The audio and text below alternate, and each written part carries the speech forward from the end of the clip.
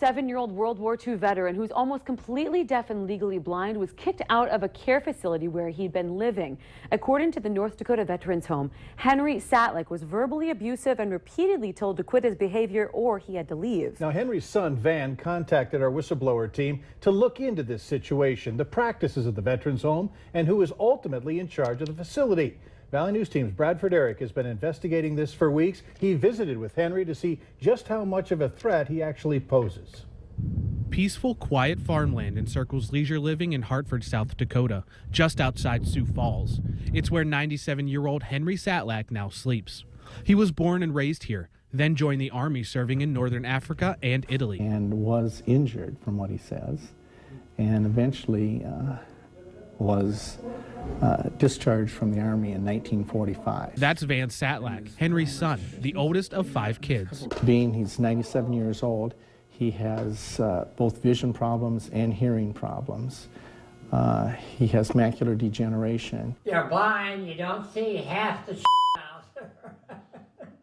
Don't say that on TV. Before living in South Dakota, Henry lived here at the North Dakota Veterans Home in Lisbon. But while living at the home, a feud was born. Henry was wrongfully accused of tracking in mud from a nearby construction site. Henry then reported another resident for smoking while on oxygen. Then my dad was called a snitch for reporting this incident. And so my dad and this gentleman haven't gotten along for a couple of years. It reached a head nearly a year ago. According to this report, Henry began cursing at residents and staff members. The report tells a tale of a depressed, ornery old man with few outlets for his attention. At that point, they also sent out a warning letter saying that his behavior needed a change. This was early October now, and this letter reads, quote, "There have been numerous incidents in which you have been verbally abusive and threatened physical abuse. You often shake your cane, give offensive hand gestures, and swear at others. Your behaviors are unacceptable and need to stop."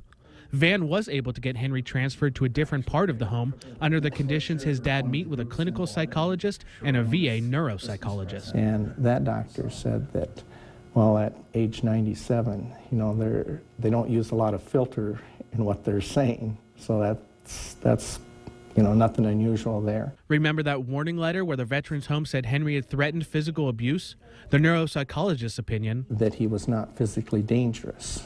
The North Dakota Veterans Home claims that he is endangering the health and safety of other residents by name calling. And what about the clinical psychologist that was supposed to visit Henry? She came to the North Dakota Veterans Home and she actually did not meet with him. She just reviewed notes on his behavior and said that he needed more structure and stimulation, including watching TV and looking at pictures. 2 activities not possible for Henry Satlick. It's not the first time an official failed to meet with Henry. Van alleges Mark Johnson, the man whose signature is on these warning and discharge letters, never met or talked to his father. In an email, Van types, "I found it deplorable that in over 1,000 working days since my dad initially became a resident, that he had never met my dad. I question if Mark is really interested in all of the residents."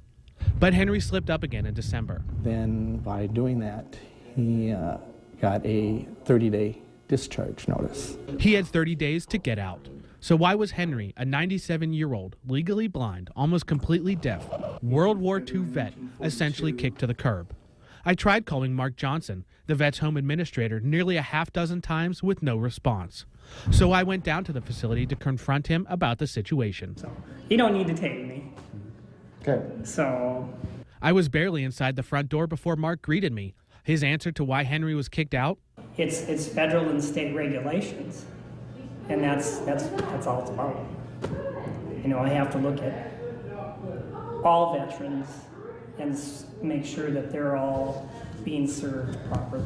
What regulations? I couldn't find anything other than one section of the Veterans Home Handbook that says when a resident endangers another resident or staff member through physical or repetitive verbal abuse, they may be subject to discharge. Henry Satlick, again, according to the clinical notes report, had not specifically targeted just one resident. He's 97 years old. I mean, how much abuse could he be causing someone? I'm not going to comment. I think the biggest thing is if you know, we're going to talk about it at the next meeting, which is tentatively scheduled for July. Mark Johnson was pretty much done not answering my questions by this point.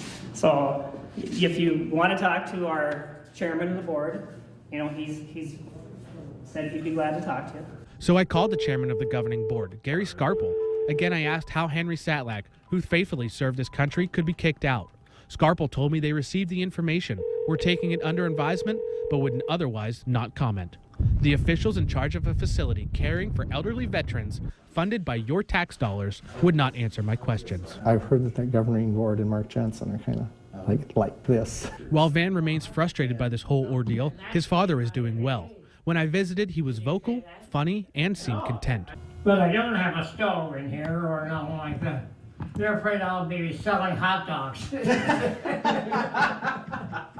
Van's wife has strong opinions about this too, asking how do you change someone of that age when things slip out of their mouth? Is it a dischargeable offense?